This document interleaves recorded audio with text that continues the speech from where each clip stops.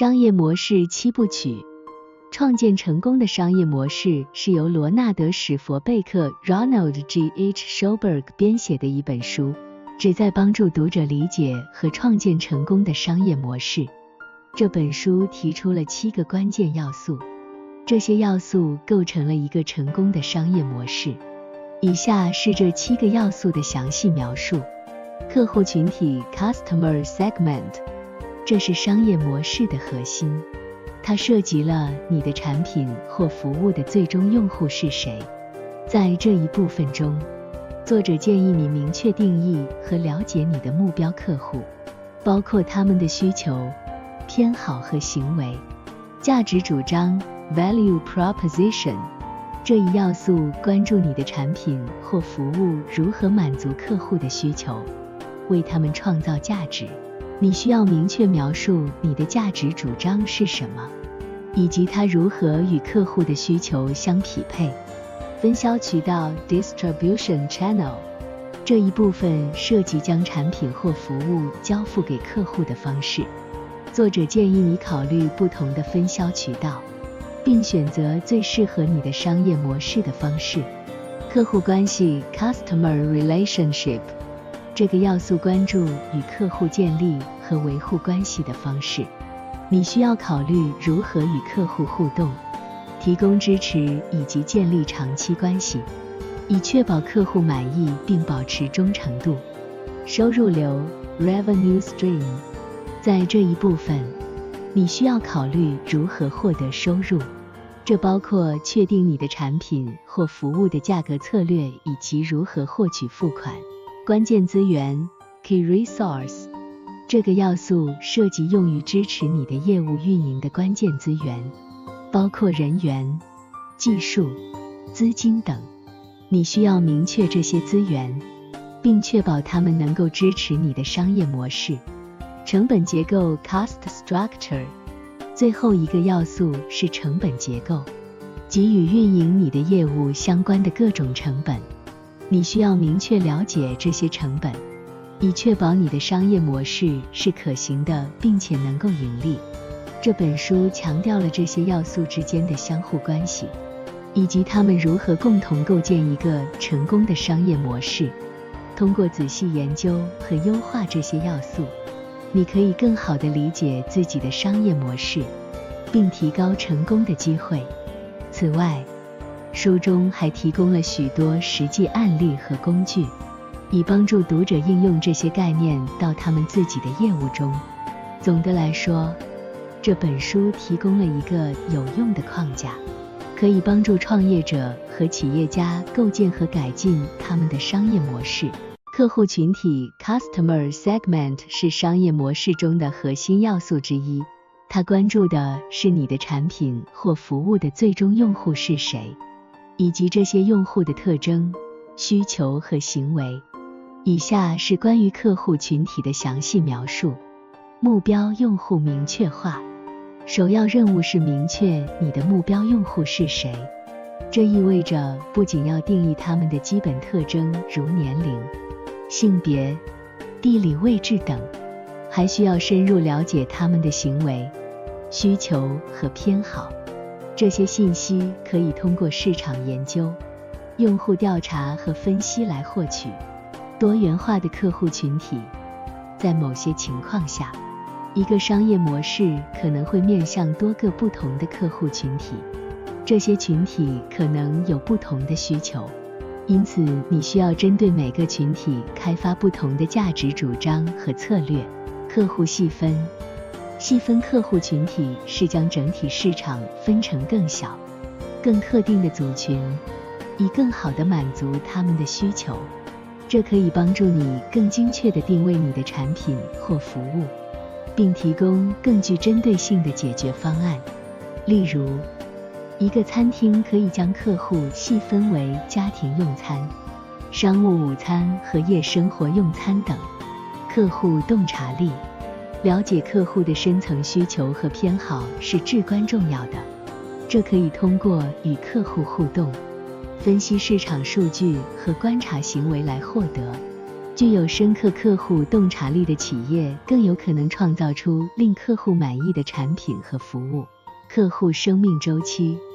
理解客户的生命周期，从吸引新客户到保持老客户，对于建立长期可持续的业务关系至关重要。你需要考虑如何吸引新客户，提供价值以保持他们，并将他们转化为忠实客户。定位和差异化。了解你的客户群体有助于你确定如何在市场中定位自己，并与竞争对手区分开来。你可以通过提供独特的价值主张、不同的定价策略或独特的分销渠道来实现差异化。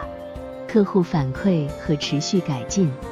与客户保持沟通，并定期收集他们的反馈是非常重要的。这可以帮助你不断改进你的产品或服务，以满足客户的需求，并保持他们的忠诚度。总之，客户群体是商业模式的核心。成功的商业模式需要深入理解和满足客户的需求，以建立稳健的市场地位。因此，在构建和优化商业模式时，要特别关注客户群体，并确保你的产品或服务与他们的需求相匹配。价值主张 Value Proposition 是商业模式的一个关键要素，它描述了你的产品或服务如何满足客户的需求，为他们创造价值。以下是关于价值主张的详细描述。解决问题或满足需求。价值主张首先需要明确你的产品或服务解决了什么问题或满足了客户的哪些需求。这可以是一个明确的需求，也可以是客户可能尚未察觉到的问题。例如，一个在线学习平台的价值主张可能是提供方便的学习资源，满足人们获取新知识的需求。独特性和差异化。你的价值主张需要突出你的产品或服务与竞争对手相比的独特性和差异化，这可以是产品特性、性能、价格、品牌声誉或任何其他方面的差异化。差异化有助于吸引客户并建立竞争优势。明确的价值提议。你的价值主张应该明确、简明地传达给客户，让他们容易理解你的产品或服务为什么是他们的首选。这可以通过清晰的营销信息、标语和广告来实现。顾客利益。要考虑客户获得的利益，这可以包括节省时间、金钱、减少风险，或提供更愉快的体验等。你的价值主张应该突出这些利益，创造愿望。有时，成功的价值主张可以创造客户的愿望，即使他们最初没有明确的需求。这可以通过吸引人的方式来表达你的产品或服务，以激发客户的兴趣。持续改进。价值主张不是静态的，它应该随着市场需求和客户反馈的变化而不断改进。这需要不断监测市场动态，并调整你的产品或服务以保持其吸引力，适应不同客户群体。如果你的商业模式面向多个客户群体，你可能需要为每个客户群体创建不同的价值主张，以满足他们的不同需求和偏好。验证和测试。在正式推出之前，对你的价值主张进行验证和测试是至关重要的。这可以通过市场调查、原型测试和反馈循环来实现。总之，价值主张是你的产品或服务的核心，它决定了你为什么存在，为什么客户应该选择你。因此，要仔细思考和精心设计你的价值主张，确保它与客户的需求和市场的情况相匹配，并能够与竞争对手区分开来。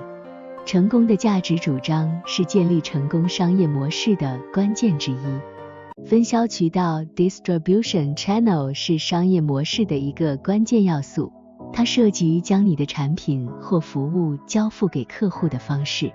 以下是关于分销渠道的详细描述。渠道类型，首先，你需要选择适合你的产品或服务的分销渠道类型，这可以包括直接销售、零售、批发、在线销售、代理商、经销商等多种形式。你的选择应该考虑产品的性质、目标客户群体以及市场环境。多渠道策略，有时使用多个分销渠道可以帮助你扩大市场覆盖范围，并提供更多的销售机会。例如，你可以同时在实体店和在线商店销售产品，以满足不同类型客户的需求。渠道合作伙伴，与其他企业或合作伙伴建立合作关系，以共同分销产品或服务，也是一种常见的策略。这可以帮助你进入新市场或利用合作伙伴的资源和客户基础。在线渠道，随着数字化时代的发展，在线分销渠道变得越来越重要。这包括自己的电子商务网站、社交媒体平台、市场销售渠道如亚马逊、eBay 等等。在线渠道可以提供全球范围内的销售机会，同时也需要专门的数字市场营销策略、物流和库存管理。分销渠道还涉及如何管理产品的物流和库存。你需要确保产品能够按时交付给客户，并且库存水平适当，以避免过多或过少的库存。客户体验，分销渠道与客户体验直接相关，不仅要确保产品的交付高效，还要提供良好的售后支持和客户服务。满足客户的期望是保持他们忠诚的关键。成本和效益，不同的分销渠道可能会有不同的成本和效益，你需要权衡成本与销售机会之间的关系，以确保你的分销渠道策略是可持续和盈利的。市场适应性，分销渠道策略应该根据市场的变化和发展进行调整。随着技术和市场趋势的演变，你可能需要不断优化你的分销渠道。总之，分销渠道是将产品或服务送达客户手中的关键步骤。选择适合你的业务的渠道策略，并不断监测和调整以适应市场需求，将有助于建立成功的商业模式。一个有效的分销渠道策略可以帮助你扩大市场份额，提高销售效率，并提供更好的客户体验。客户关系 Customer Relationship 是商业模式的一个关键要素，它关注的是与客户建立和维护关系的方式。以下是关于客户关系的详细描述。客户互动方式，客户关系包括与客户的各种互动方式，这可以是面对面的、在线的、电话的、电子邮件的等等。你需要确定最适合你的业务和客户的互动方式，并提供相应的渠道。客户支持，提供良好的客户支持是客户关系的重要组成部分，这包括解答客户的问题，提供技术支持，处理投诉等。一个高效的客户支持系统可以提高客户满意度并增强客户忠诚度。个性化服务，个性化服务是满足客户需求的关键。通过了解客户的偏好、购买历史和需求，你可以提供定制化的产品或服务，增强客户体验。客户教育，有时客户可能不完全了解你的产品或服务，因此客户关系也包括教育客户，帮助他们了解如何使用你的产品或服务以及如何从中受益。客户反馈和沟通，与客户保持定期的反馈和沟通是非常重要的。这可以通过调查、问卷调查、客户反馈渠道、社交媒体等方式实现。客户的反馈可以帮助你不断改进产品或服务，满足客户的需求。客户忠诚度。建立客户关系的目标之一是促使客户成为忠实的长期客户，这可以通过提供高品质的产品或服务、个性化的体验、奖励计划等方式来实现。客户生命周期管理。客户关系应该考虑整个客户生命周期，从吸引新客户到保持老客户。你需要制定策略来与客户互动，促使他们在整个生命周期中继续购买和与你建立联系。数据管理。有效的客户关系还需要良好的数据管理。你需要跟踪客户信息、购买历史、互动记录等数据，以便更好地了解客户，并根据这些数据做出决策。社交媒体和在线社区。在数字时代，社交媒体和在线社区也是建立客户关系的重要工具。通过在社交媒体上与客户互动，回应他们的问题和评论，你可以增强客户参与度。总之，客户关系是建立和维护客户之间的联系和信任的关键。通过提供良好的客户支持、个性化的服务、定期的反馈和沟通，以及建立客户忠诚度，你可以确保客户满意度，并促使他们成为长期的忠实客户。有效的客户关系管理有助于增加销售，降低客户流失率，并提升品牌声誉。收入流 （Revenue Stream） 是商业模式的一个核心要素，它指的是你的业务从客户那里获得的收入来源。以下是关于收入流的详细描述。不同类型的收入流。收入流可以以多种形式出现，包括但不限于以下几种。销售收入，从产品或服务的销售中获得的收入，这可以包括一次性销售、定期销售，如订阅模式或长期合同的销售。许可费用，从授予他人使用你的知识产权、技术或品牌的权利中获得的费用。广告收入，从广告商付费在你的平台、网站或应用程序上展示广告的收入。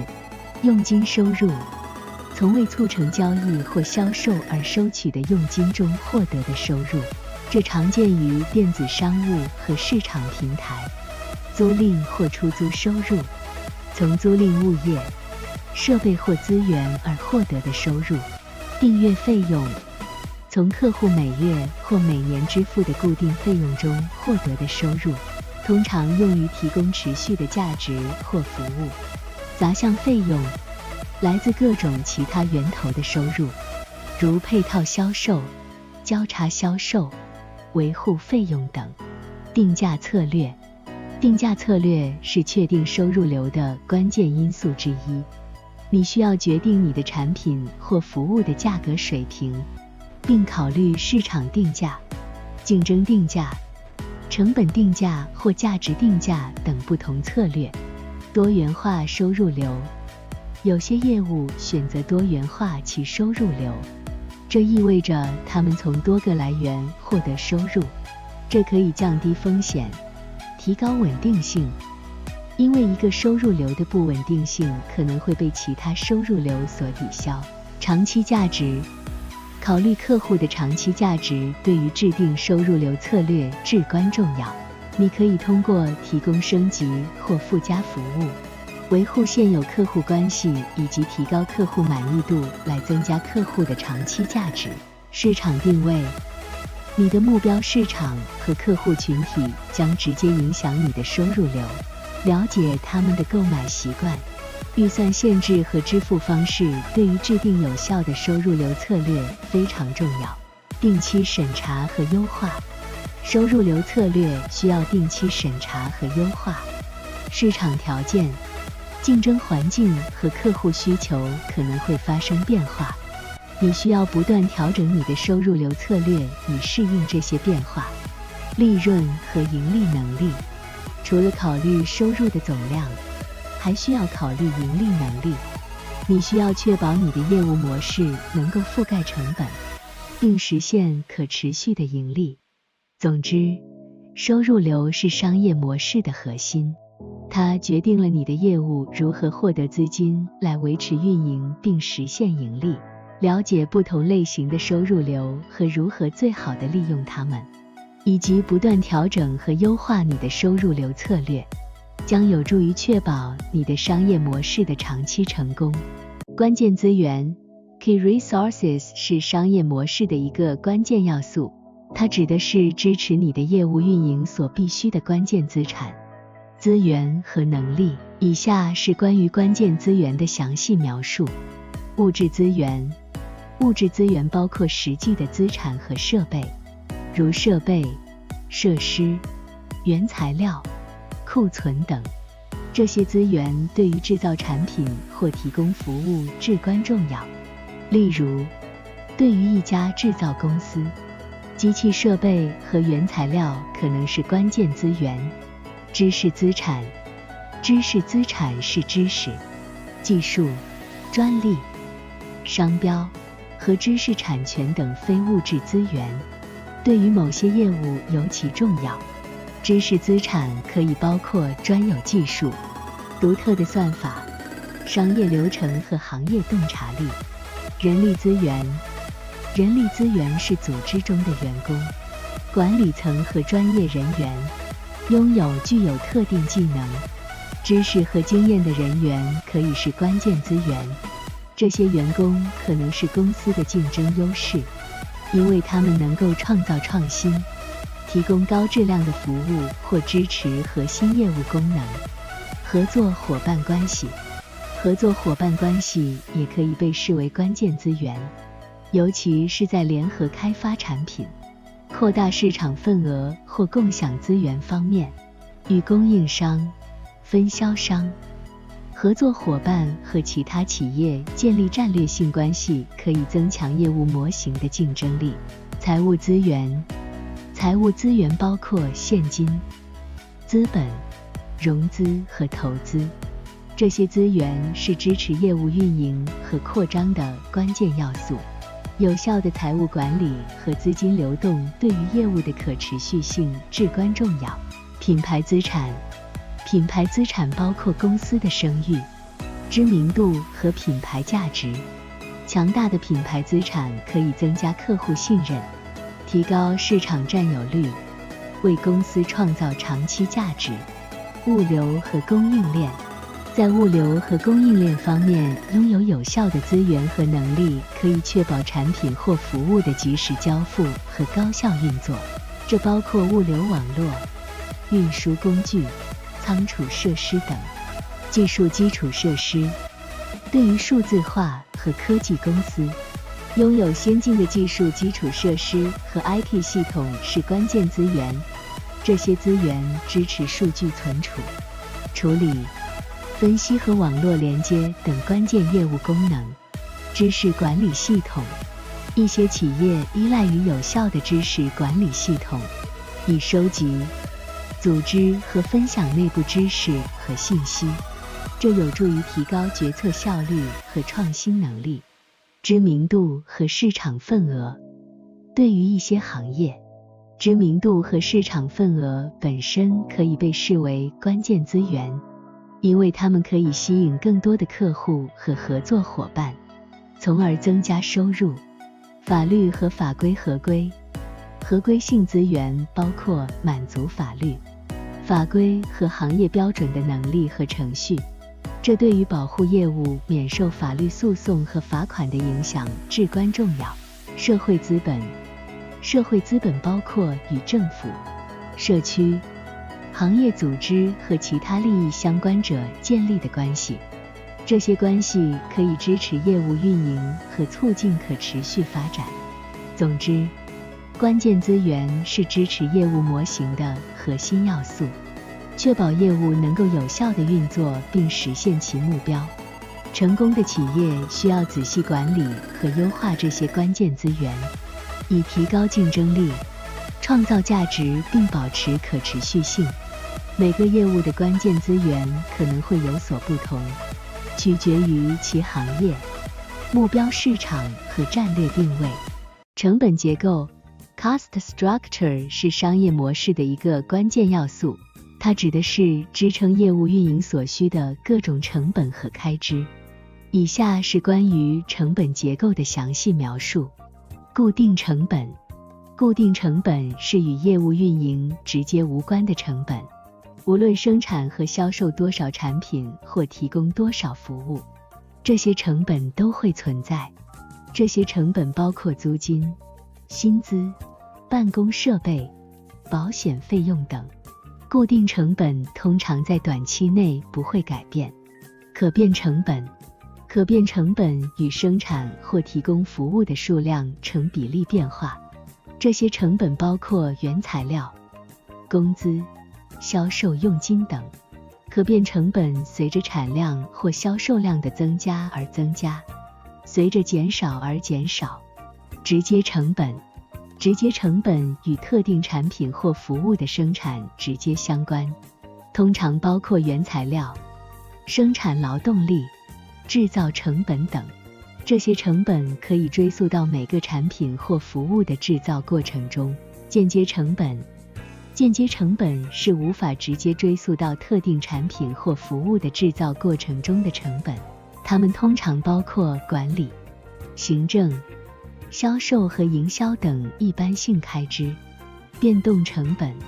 变动成本是随着业务活动的变化而变化的成本，如生产能力的增加、减少或改变。这可以包括设备升级、新产品开发等。固定周期成本。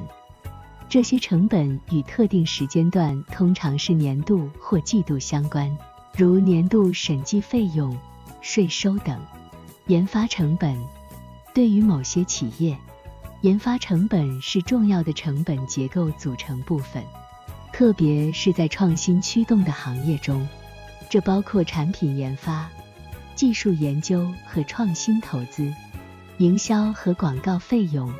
市场营销和广告费用是为了促进产品或服务销售而产生的成本，这包括广告、促销、市场研究和销售渠道的费用。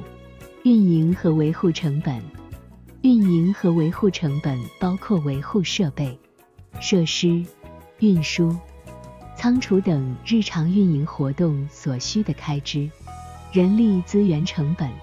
这包括员工的薪资、福利、培训和招聘成本。人力资源成本通常是大多数企业最大的开支之一。供应链成本。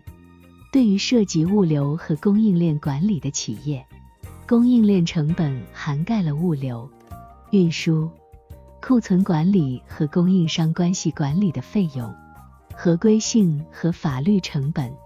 这些成本涉及合规性、法律顾问费用、知识产权和专利维护费用等。